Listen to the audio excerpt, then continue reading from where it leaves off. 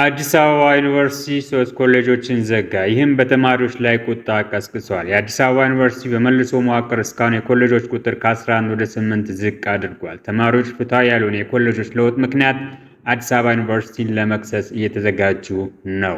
ሰላም የቶስቶክ ሚዲያ ቤተሰቦች፣ ዛሬ በአዲስ አበባ ዩኒቨርሲቲ እና በተማሪዎች መካከል የተፈጠረውን ቅሬታ እናያለን። ላይክ፣ ሼር፣ ሰብስክራይብ በማድረግ ቤተሰብ ይሁኑ። ወደ ፕሮግራሙ እንሂድ።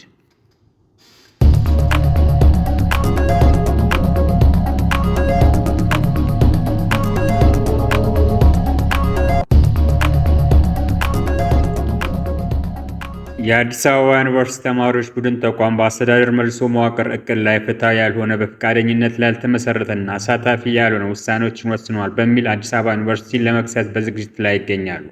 አወዛጋቢው እርምጃ የኮሌጆችና የትምህርት ክፍሎችን ቁጥር በመቀነስ ሂደት ውስጥ ድምፃችን ችላ ተብሏል በሚሉ ተማሪዎች ላይ ቁጣ ቀስቅሷል። ተማሪዎቹ የዩኒቨርሲቲውን ውሳኔ በመቃወም አቤቱታ በማሰባሰብ ላይ ይገኛሉ። ሪፖርተር እንደዘገበው ከሆነ ተማሪዎች በአዲስ አበባ መልክ መዋቅር ግንኙነትና ከትብብር ጋር የተያያዙ ጉዳዮችን ጨምሮ ከፍተኛ የትምህርትና የአስተዳደር ችግሮች ሊያስከትል ይችላል የሚል ስጋት አላቸው። ዩኒቨርሲቲው ለውጡን ከመተግበሩ በፊት እነሱን ማማከር ወይም ፈቃዳቸውን ባለመጠየቁ በትምህርታቸውና በወደፊት ሕይወታቸው ላይ ቀጥተኛ ተጽዕኖ በሚያሳድሩ ውሳኔዎች ላይ እንደተገለሉ እንዲሰማቸው አድርጓል ሲሉ ይከራከራሉ። ስራዎችን ለማቀላጠፍና በአስተዳደር ውስጥ የበለጠ ነፃነት ለማግኘት ያለመ የአዲስ አበባ ዩኒቨርሲቲ ሰፋ ያለ የራስ ገዝ አስተዳደር ሂደት አካል የሆነው መልሶ መዋቅር ብዙ ዲፓርትመንቶችና ኮሌጆች ይዋሃዱ ታይቷል። በጣም አወዛጋቢ ከሆኑት ለውጦች አንዱ ቀደም ሲል በማህበራዊ ሳይንስ ኮሌጅ እና በጂኦግራፊ እና የአካባቢ ጥናት ዲፓርትመንት ውስጥ ተቀናጀው በልማት ጥናት ኮሌጅ ስር የሚገኘው የክልልና የአካባቢ ልማት ጥናቶች ሪጂናል ኤንድ ሎካል ዲቨሎፕመንት ስተዲስ ማዕከል መፍረስ አንዱ ነው። ሪፖርተር ያነጋገረው አንድ ተማሪ በለውጡ ሊመጣ የሚችለውን ውድመት እንዳሳሰበው ተናግሯል። የኮሌጆች ማስተካከያ አሁን ያለውን የትምህርት ትስስር እና ትብብርን ሊያስተጓጉል ይችላል፣ የምርምር ፕሮጀክቶችና የአካዳሚክ እድገት ሊያበላሽ ይችላል ብለዋል። ተማሪው ከመንግስት የቤት ኢኮኖሚ ማሻሻያ አጀንዳ ጋር የሚጣጣመው አርኤልዲኤስን ለመቀልበስ የተደረገውን ግራ የሚያጋባ ውሳኔ አጉልቶ አሳይቷል። አክለውም የመፍረሱ ምክንያቶች ግልጽ አይደሉም እና ይህ የእኛ ቀዳሚ ጉዳይ ነው ሲል አክለዋል። ከአርኤልዲኤስ በተጨማሪ እንደ የምግብ ዋስትና ጥናቶች፣ የገጠር ልማትና የስርዓተ ጾታና የስነ ህዝብ ጥናቶች ያሉ ሌሎች ወሳኝ ፕሮግራሞች ፈርሷል ወይም ተዋህዷል። እነዚህን ለውጦች ለማድረግ ጥቅም ላይ የዋሉትን መመዘኛ እንኳን አናውቅም በማለት ተማሪው በውሳኔ አሰጣጥ ሂደት ውስጥ ግልጽነት የጎደለው መሆኑን አጽንኦት ሰጥቷል። የምግብ ዋስትና ጥናቶች ከዋናው ከተማው የአንድ ሰዓት የመኪና መንገድ ርቀት ላይ በሚገኘው ቢሾፍቱ ውስጥ ወደሚገኘው እንስሳት ሕክምናና ግብርና ኮሌጅ ተቀላቅሏል። ስማቸው እንዳይጠቀስ የፈለጉ ሌላ ተማሪ ለሪፖርተር እንዳስረዳው እሱና እኩዮቹ ጉዳያቸው ይዘው የአፍሪካ ህብረት ፕሬዝዳንት ጽሕፈት ቤትን ቢያነጋግሩም ምላሽ እንዳላገኙ ይገልጻሉ። ተማሪው ከተቋማት ካልመጡ በቀር የግለሰብ ምላሹን እንደማያስተናግዱ ነግረውናል ብለዋል። ጽሕፈት ቤቱ የአካዳሚ ማሻሻያውን በተመለከተ ምንም አይነት ቅሬታ እንደማይቀበል በግልጽ ተናግሯል። ይህ ተማሪ በጓደኞቹ መካከል አለመቀራረብ ብስጭት እንደፈጠረና ስጋታቸውን ለማስማማት የሚሞክሩት ስልታዊ በሆነ መንገድ ወቅት እየተደረገባቸው እንደሆነ ገልጿል።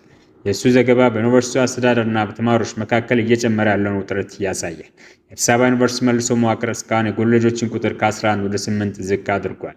ሪፖርተር ያነጋገራቸው ሌላ ተማሪ የአፍሪካ መኢአድ እየተካሄደ ባለው የአካዳሚክ ማሻሻያ ትክክለኛነት ላይ ከፍተኛ ስጋት አቅርቧል። እንደ ተማሪው ገለጻ የመልሶ መዋቅር እቅዱ ከጂኦግራፊና አካባቢ ጥናት ትምህርት ክፍል በመጡ መምህራን ከፍተኛ ተጽዕኖ በማሳደሩ ጥቅም ግጭት እንዲፈጠር አድርጓል። ታድሶ የተቀረጸው በጂኦግራፊና አካባቢ ጥናት መምህራን ሲሆን የክልልና የአካባቢ ልማት ጥናቶች መርሃ ግብር ከመመሪያቸው ጋር ለማዋሃድ እየገፋፉ ነው ሲል ተማሪው ተናግሯል። አርኤልዲሲ ከጂኦግራፊ ጋር 60 በመቶ ተመሳሳይነት ያለው መረጃ ጠቋሚ ያለው፣ ይህም ውህደቱን ለማረጋገጥ እየተሰራ ነው የሚሉ የይግባኝ ጥያቄዎች ሰምተናል። ተማሪው በታድሶ ሂደት ውስጥ የእነዚህ መምህራን ተሳትፎ ፍትሐዊነቱን ያዳክማል ሲል ተከራክሯል። የጥቅምት ግጭት የሚፈጥሩ ለውጦች እየነደፉ ያሉ ሰዎች ጠቃሚ ስለሚሆኑ ነው ብለዋል። ግልጽነትና ገለልተኝነት ለማረጋገጥ ራሱን የቻለ አካል መልሶ መዋቅሩን መቆጣጠር አለበት ብለን የምናምነው ለዚህ ነው ሲሉ ተናግረዋል። ተማሪው የተማሪዎችን የአካዳሚ ምርጫ ማክበር አስፈላጊነትን አጽንኦት ሰጥቷል። እዚህ የመጣነው አርኤልዲኤስን ለማጥናት እንጂ ጂኦግራፊና አካባቢ ጥናት አይደለም። ከዩኒቨርሲቲው ጋር ያለን ውል መከበር አለበት ብለዋል። ከአስተዳደሩ የስፔሻላይዜሽን ክልላቸው እንደሚከበር ማረጋገጫ ቢሰጥም ተማሪው በዲግሪ መርሃ ግብራቸው ላይ በቀረበው ለውጥ ደስተኛ እንዳልነበሩ ገልጿል። የእኛ የዶክትሬት ዲግሪ በአርኤልዲኤስ ውስጥ ሳይሆን በማህበራዊ ሳይንስና ጂኦግራፊ ኮሌጅ ስር እንደሚሆን ነግረውናል። ይህ ተቀባይነት የለውም። በትምህርታችን አቅጣጫ የመናገር መብታችን ነው። ወደፊት ህይወታችንን በቀጥተኛ በሚወስኑ ውሳኔዎች ውስጥ እንዴት መሳተፍ አንችልም የሚል ቅሬታ ሰንዝሯል። የአዲስ አበባ ዩኒቨርሲቲ አካዳሚ ምክትል ፕሬዚዳንት ዶክተር ጄሉ ኡመር የመልሶ መዋቅር ሂደቱን ተከላክሏል። ለውጡ የተደረገው ጥልቅ የውስጥ ምክክርና የአካዳሚክና የአስተዳደር አመራር እንዲሁም በተለያዩ ደረጃዎች ያሉ ተማሪዎችን ያካተተ ውይይት ከተደረገ በኋላ ነው ሲሉ ለሪፖርተር ተናግሯል።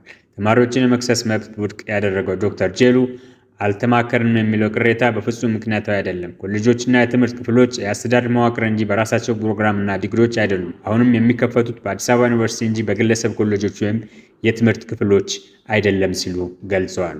ተማሪዎች ሕጋዊ እርምጃ ሊወስዱባቸው እንደሚችል ለቀረበላቸው ጥያቄ ዶክተር ጄሉ ሲመልሱ ጉዳዩን ለመፍታት ወደፈለጉበት መሄድ ይችላሉ ሲሉ ገልጸዋል። ተመልካቾቻችን የዛሬ ፕሮግራማችን ይመስላል። ጊዜያችሁን ሰጣችሁ ስላዳመጣችሁን ከልብ እያመሰገንን በተመሳሳይ ፕሮግራም እስክንገናኝ ሰላም ሁኑ።